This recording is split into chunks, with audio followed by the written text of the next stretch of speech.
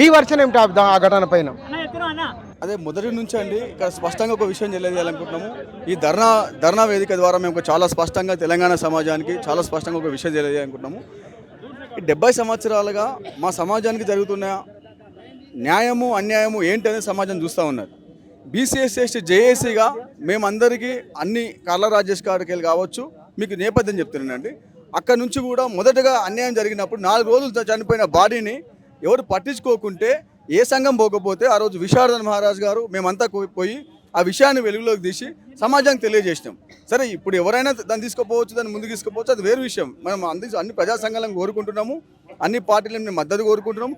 ఈ రోజు కూడా దానిని మళ్ళీ మా ప్రజా సంఘాలను కానీ వేదికలను కానీ మేము పిలుస్తున్నాం, దానికి సపోర్ట్గా తీసుకొస్తున్నాం.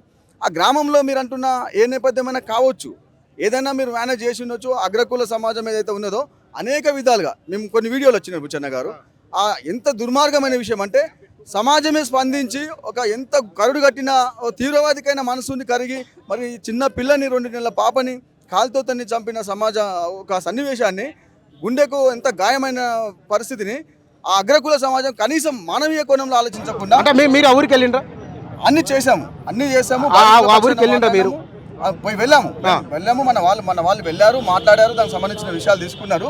కాకపోతే ఇప్పుడు ఏవైతే మాట్లాడుతున్నారో ఆ మాట్లాడుతున్న సన్నివేశాలు అన్ని కూడా వాళ్ళు మొత్తం పోర్ట్రేట్ చేసి మాట్లాడుతున్నారు. వాళ్ళకి సంబంధించిన మేనేజ్ చేసుకోమని, ఎందుకంటే అధికార వర్గం సంబంధించిన సర్పంచ్ రెడ్డియే, సంబంధించిన ఎమ్మెల్యే రెడ్డియే, ఇక్కడ సిఐ అశోక్ రెడ్డియే, ఇక్కడ ఎక్కడ కూడా రెడ్డి లేని ఇక్కడ వ్యవస్థ లేదు.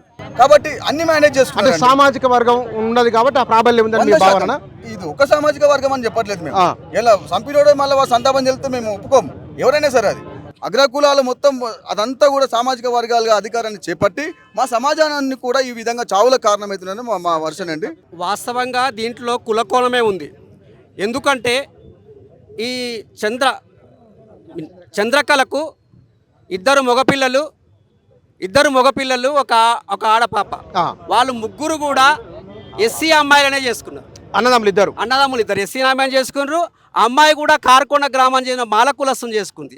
ఆ గ్రామంలో వీళ్ళు చాకలి పని చేసేటువంటి వ్యక్తులు. వీళ్ళ కుటుంబ వ్యవస్థ మొత్తం ఆ రెడ్లకు తెలుసు. తెలిసే వాళ్ళు గుళ్ళకి రానివ్వలేదు. ఆ డబ్బులు ఎవరితో తీసుకోలే. కానీ 100 రూపాయలు ఎందుకు పెట్టినట్టు డబ్బులు లేవు. 50 అన్నారు. 100 అని చెప్పి నాకు 100 రూపాయలు. అది కూడా టెంకాయ కొట్టేందుకోసమా 50 రూపాయలు తప్ప 100 రూపాయలు అడిగా వారు చెప్పిన మాట. అక్కడ 100 రూపాయలు స్పష్టంగా అడిగినరు. ఆ గ్రామాన్ని మేము ఫ్యాక్ట్ ఫైండింగ్ చేసినాము. ఆ కుమ్మెర జాతరలో వీళ్ళ కులం అంటే వీళ్ళు చేసుకున్నటువంటి కోడళ్ళు కానీ, చంద్రకళ చేసుకున్న కోడళ్ళు కానీ, అల్లుడు కానీ షెడ్యూల్డ్ క్యాస్ట్ ఎస్సీ కులస్తులు. వీళ్ళు ఉద్దేశపూర్వకంగా వీళ్ళు గర్భగుడిలోకి వస్తే ఆ గుడి మలినమవుతుంది అనే ఉద్దేశపూర్వకంగా ఆమెను ఆ గుడిలోకి రానివ్వకుండా వేస్తే అవమానంతో వచ్చి కింద కూర్చున్నది.